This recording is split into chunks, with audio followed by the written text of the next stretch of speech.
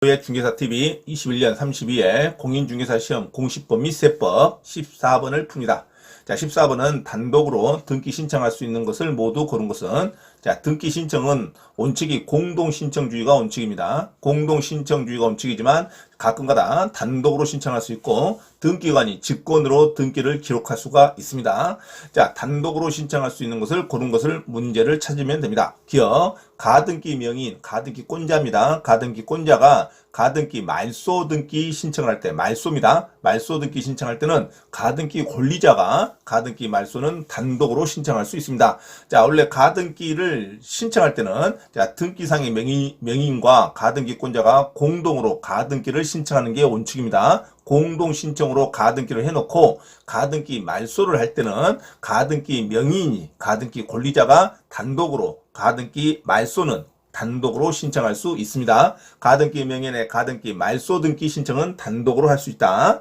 자, 니은 토지를 수용한, 수용은 원시취득이라 그럽니다. 그래서 시행사가 수용보상금을 지급하면 바로 소유권을 취득하는 걸로 됩니다. 그래서 토지를 수용한 한국토지주택공사의 소유권 이전 등기 신청은 한국토지주택공사에 단독으로 신청할 수 있습니다. 자, 토지상 또는 부동산 등기 명의인과 공동으로 이전 등기 형식을 갖추지 않습니다. 수용으로 인한 소유권 이전 등기는 단독으로 시행사가 신청할 수 있다. 하지만 수용이 판결로, 재결 판결로 실효가 됐을 때, 수용이 무효가 됐을 때는, 자, 이미 수용으로 인한 소유권 이전 등기를 말소를 해야 되는데, 수용으로 인한 소유권 이전 등기 말소 신청은, 자, 부동산 명의인과 시행사가 공동으로 신청해야 됩니다. 그래서 아주 중요한 문제죠. 수용은 원시취득이기 때문에 수용으로 인한 소유권 이전 등기는 단독으로 신청할 수 있지만, 수용이 판결로 무효가 됐을 때, 판결로, 재결 판결로 실효가 되었을 때는,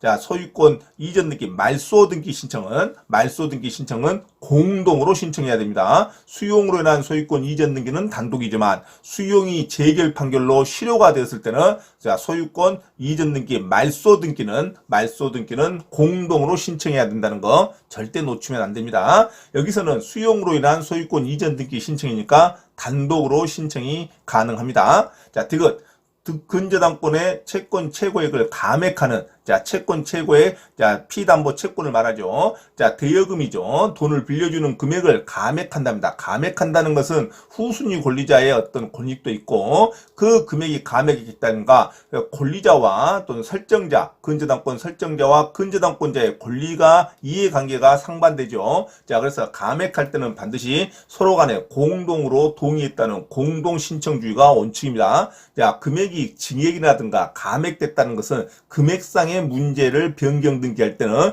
반드시 양 등기 의무자와 등기 권리자의 공동신청주의가 원칙이라고 가셔야 됩니다. 그래서 디귿 근저당권의 채권 최고액을 감액하는 근저당권자의 변경 등기 신청은 공동으로 신청해야 됩니다. 자, 증액이든 감액이든 금액상의 변동이 나타나는 근저당권자의, 근저당 권리자의 변경 등기 신청은 공동신청주의가 원칙입니다. 그래서 감액한다는 말에 초점을 맞춰야 됩니다. 그래서 근저당권의 채권 최고액을 감액하는 근저당권자의 변경 등기 신청은 공동신청주의가 원칙이다. 자, 리을 포괄유증, 이 유증도 시험에 아주 잘 나옵니다.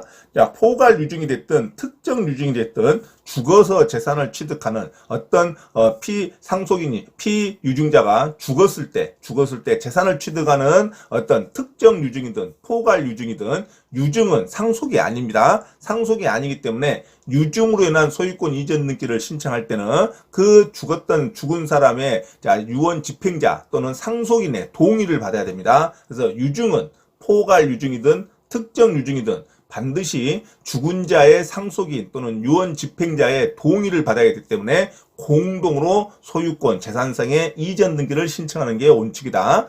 포괄 유증이 됐든 특정 유증이 됐든 유증으로 인한 어떤 수증자, 재산을 받는 자의 소유권 이전 등기 신청은 공동신청주의지, 상속과 같이 단독 신청주의라고 하면 안 됩니다. 상속은 핏줄이기 때문에 단독 신청이 가능하지만 유증은 핏줄이 아닐 수가 있어요. 모르는 사람이 재산을 취득하는 것이기 때문에 반드시, 자, 사망자의 유언 집행자 또는 사망자의 상속인의 공동으로 수증자의 소유권 이전 등기가 신청돼야지 단독으로 수증자의 소유권 이전 등기가 신청되면 안 됩니다. 그래서 포괄 유증이든 특정 유증이든 유증이란 단어가 나오면 무조건 공동신청주의로 외우셔야 됩니다. 시험에 아주 잘 나오죠. 그래서 포괄 유증 원인으로 하는 수증자의 소유권 이전 등기 신청은 공동으로 신청합니다. 그래서 상속은 단독 신청일 수밖에 없죠. 왜? 부모가 죽었으니까. 하지만은 유증은 죽었지만 죽은 자의 상속인과 공동으로 신청해야 된다. 이렇게 생각하셔야 됩니다.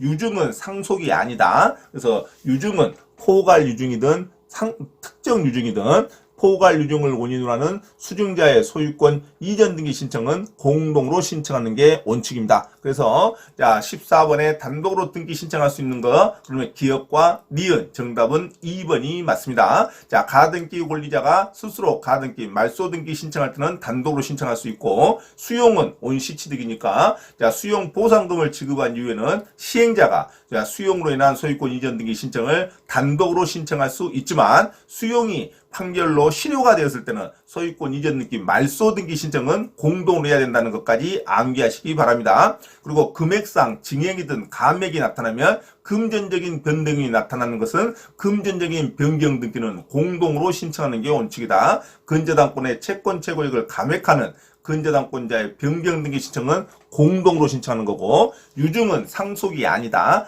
유증은 포괄 유증이든 특정 유증이든 유증은 죽은 자의 유언 집행자 또는 죽은 자의 상속인과 공동으로 수증자가 소유권 이전 등기 신청을 해야 된다는 거.